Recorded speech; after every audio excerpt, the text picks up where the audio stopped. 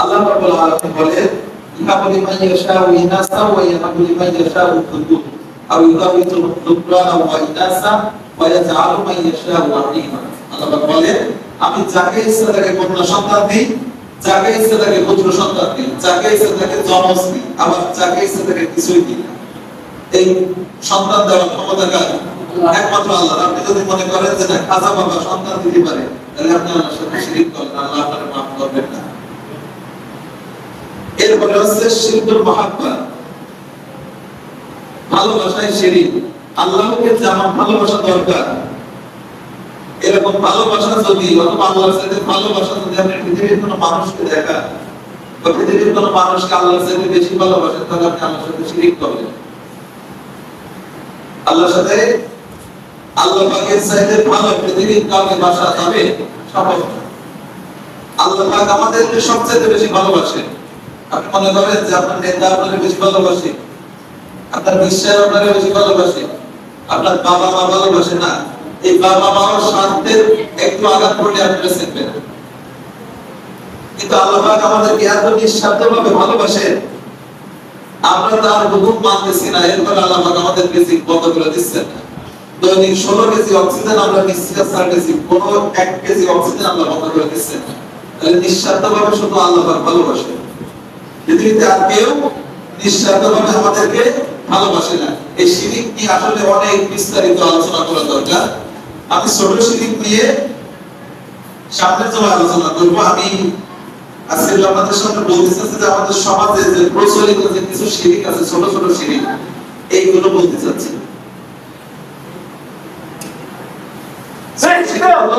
কি শিরিকের সামনের জন্য ইনশাআল্লাহ আলোচনা করব, কিন্তু আমি বলতে চাচ্ছি যে সমাজে প্রচলিত অনেক শিরিক আছে।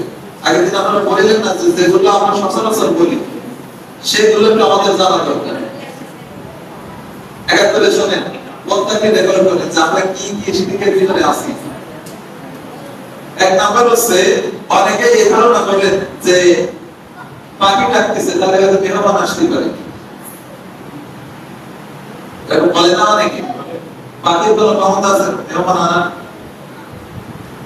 মুসা আলাইহিস সালাম একবার আল্লাহর কাছে জিজ্ঞাসা করেছিলেন, রব্বুল আলামিন তুমি যখন বান্দার উপরে খুশি থাকো তখন কি করো? আল্লাহ পাক বললেন যে মুসা আমি যখন বান্দার উপরে খুশি থাকি তখন আমি কন্যা সন্তান দিই। এরপরে আল্লাহ পাকের কাছে জিজ্ঞাসা করলেন যখন আমি একটু বেশি খুশি হও, আল্লাহ বলেন আমি মিষ্টি দিই। আর একটু যখন বেশি খুশি হও, আল্লাহ পাক বলেন আমি তোমার মেহমান পাঠাই। মেহমান আসাটা এটা মনে করতে হবে আল্লাহ পাক আপনার ঘরে খুশি আছে। কিন্তু আমরা অনেকেই আছি মেহমান আপনি চোখ পোড়া হয়ে পড়ে আছে, সে কিন্তু আপনার দেখাইতে আসেনি, তার বেশি আল্লাহ পাক এই জায়গায় রাখছে।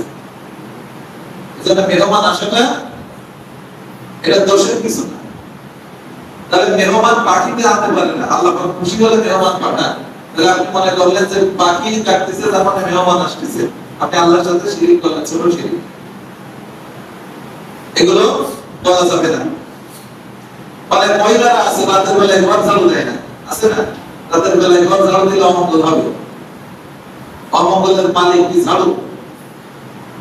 আল্লাহ পাক বলতেছে যে আমি যদি কারো কল্যাণ করি কেউ ঠেকাতে পারবে না, আর আমি যদি কারো অকল্যাণ করি তাও কেউ ঠেকাতে পারবে না।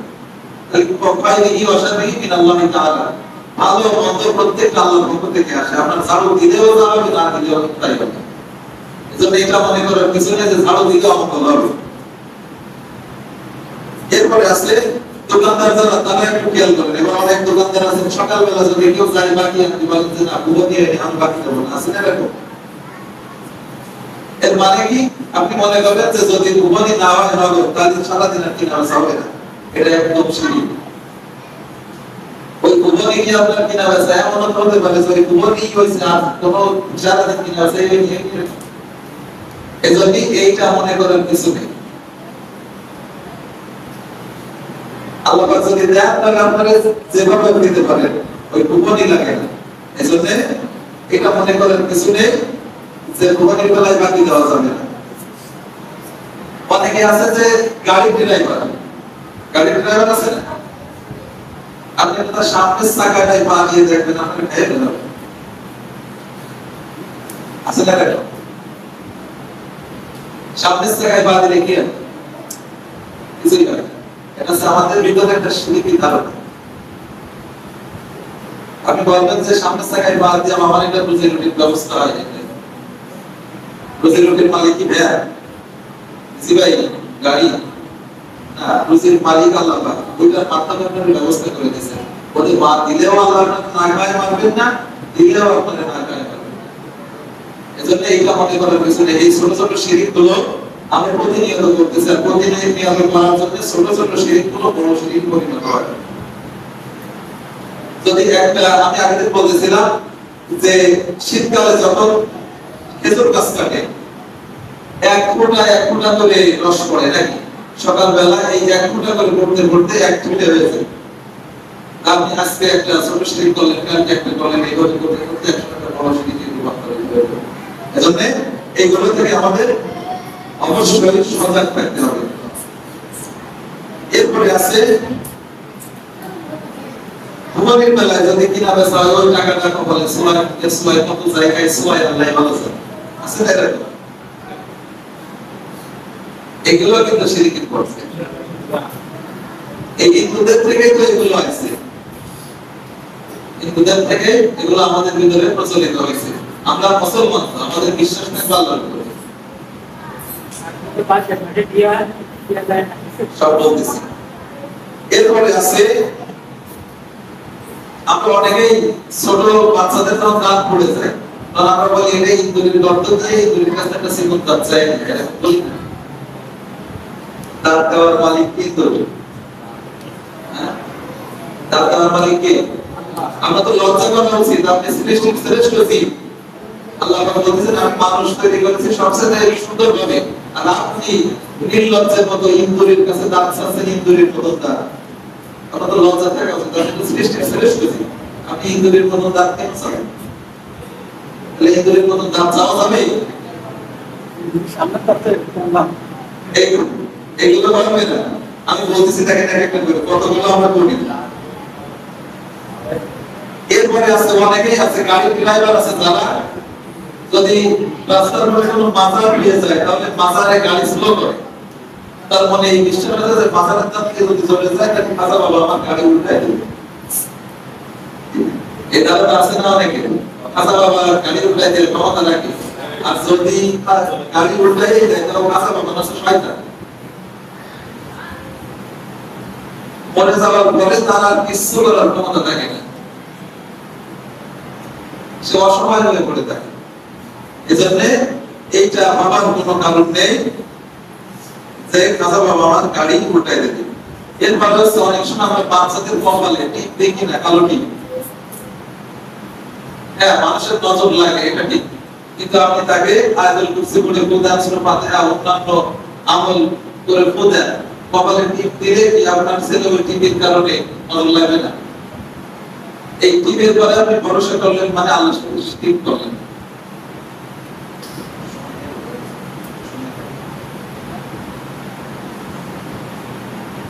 আচ্ছা, এরপরে আরেকটা দেখেন, ছাত্র যারা আছে তাদের জন্য বলতেছি, অনেকেই আছে পরীক্ষার দিনে ডিম খায় না। সকালবেলা পরীক্ষা দিতে যাবে বলে ডিম দেওয়া হয়। আমার ভাই একদিন বলতেছে মামা আজকে আমি ডিম খাবো না, ডিম খালি ডিম পাতিয়া সে সমস্ত সব খাওয়া দাওয়া। এখন অনেকেই আছে যে ডিম খায় না পরীক্ষা দিনে, বেশি বেশি ডিম খায় যাবে, কোনো সমস্যা নেই। যদি আপনি বিশ্বাস করেন যে ডিম খাইলে পরীক্ষায় ডিম পাবো, তাহলে আপনি আল্লাহর উপরে ভরসা করলেন, আপনি আল্লাহর সাথে শিরক করবেন। এছাড়া পরীক্ষা দিলে ডিম খাওয়ার কোনো অসুবিধা নেই। এরপরে আছে অনেকেই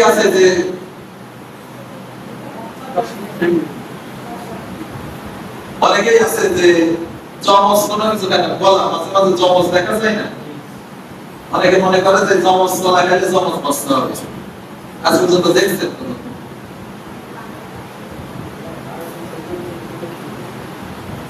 এই জমজ বাচ্চা যদিও হয় তাও আপনার বলেন এক কষ্টের মাধ্যমে এক সিজারে দুইটা বাচ্চা হয়ে যাচ্ছে, আমার দুইবার কষ্ট করা লাগতেছে, তো জমজ হইলে তো ভালো, বেশি বেশি জমজ কলা খাবে, কোনো সমস্যা নেই। এইগুলো বিশ্বাস করা যাবে না। সন্তান জন্ম দেওয়ার মালিক সন্তান দেওয়ার মালিক আল্লাহ পাক। ওই যে আল্লাহ পাক বলতেছেন আমি যাকে ইচ্ছা তাকে জবাব দিই, যাকে ইচ্ছা তাকে কিছুই দিই। এই যে তালুকদারের একটা হবে, এজন্য সন্তান দেওয়ার মালিক আল্লাহ পাক বলা না। এরপরে অনেকে বলে যে টাকা চুল কাছে টাকা আসতেছে, এগুলো কিন্তু শিরকের পর্যায়ে, ছোট শিরক, কিন্তু এগুলো শিরকের পর্যায়ে, এগুলো বলা যাবে না। আচ্ছা, এরপরে আর একটা বিষয় দেখেন, আমরা ছোটবেলায় একটা ভুল শিখছি, কসম করা। আমরা ছোটবেলায় শুনছি যে আল্লাহর নামে কসম করতে হয় না, এটা জানেন না আপনারা যে আল্লাহর নামে কসম করতে হয়। অথচ এখন কোরআন হাদিস থেকে পড়তেছি যে আল্লাহ ছাড়া আর কারো নামে কসম করা যায় না।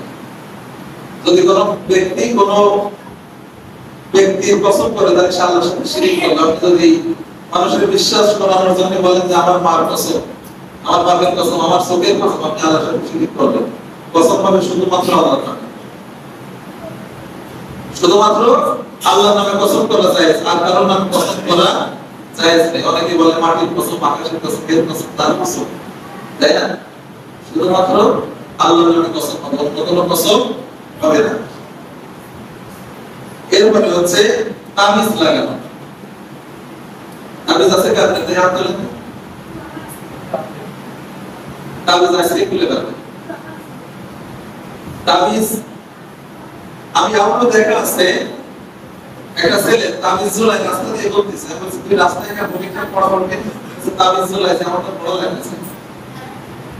তাহলে ওর বিশ্বাসটা কোন পর্যায়ে চলে গেছে যে তাবিজ ঝুলাইছে, ওর ভালো লাগছে। এরকম যদি আপনি মনে করেন যে তাবিজ আমি একটা ঝুলাইছি, আমার সব সেরে গেছে, তাহলে আপনি যদি তাবিজের উপরে ভরসা করেন, আল্লাহর উপরে ভরসা থাকতেছে না, আপনার বিশ্বাস করেন তাবিজের কোনো ক্ষমতা নেই, ওষুধের কোনো ক্ষমতা নেই, সমস্ত ক্ষমতা আল্লাহ পাকের। আপনার বিশ্বাস করা লাগবে যে সমস্ত ক্ষমতা হচ্ছে আল্লাহ পাকের, আমার তাবিজের কোনো ক্ষমতা নেই। যে ব্যক্তি তাবিজ করলো, তাবিজ ঝোলালো, সে আল্লাহর সাথে শিরক করলো, তাবিজ তাকে খুলে ফেলাবে। আপনার কপালে যদি ক্ষতি থাকে তাই কি হবে? তাবিজ থাকতেই হবে, না থাকতেই হবে। আর আল্লাহ যদি আপনাকে হেফাজত করে, তাবিজ লাগবে না, কিছুই লাগবে না। সকাল সকাল আমল করবেন, প্রত্যেক নামাজের পরে, ফরজ নামাজের পরে আয়াতুল কুরসি পড়বেন। ছোট একটা ঘটনা বলি, এটা অনেকে জানে যারা ইউটিউব ফেসবুক চালায়। সৌদি আরবে একটা দুইটা মেয়ে পাশাপাশি, একটা মেয়ে মডার্ন, সে নাচ গান এইসব করে বেড়ায়, আর একটা মেয়ে হচ্ছে কোরআন পড়ে আল্লাহর হুকুম অনুযায়ী চলে। তো সাধারণত ওই মেয়েটারে সবাই ভালোবাসে, যে মেয়েটা ভালো।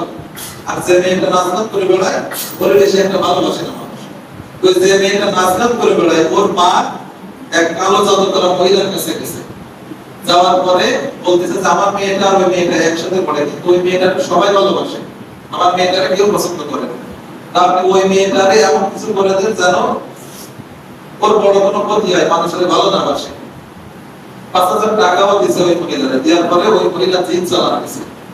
দেওয়ার পরে জিনে আসি দেখে ওই বাড়ি কোনো মেয়ে নেই, মানে জিনের সামনে ওই মেয়ে মানে কোনো আলামত জিন পাইনি, বুঝে।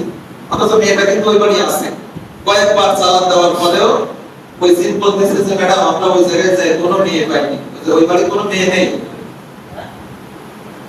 তো এই মহিলার ব্যাপারে আমরা আর একজনকে পুলিশের কাছে কমপ্লেইন করছে, বললি ওই মহিলার অ্যারেস্ট করা হয়েছে।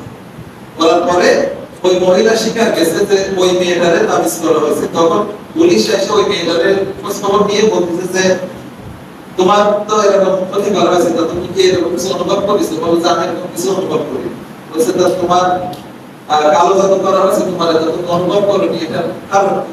বললো যে আমি এই সকাল সন্ধ্যা নামাজগুলো করি, প্রত্যেক ফরজ নামাজের পর আয়াতুল কুরসি পড়ি, সকালে বিকালে সূরা নাস মুলাক পড়ি, এই আমলগুলো আমি করি। তাহলে এই আমলগুলোর কত মূল্য?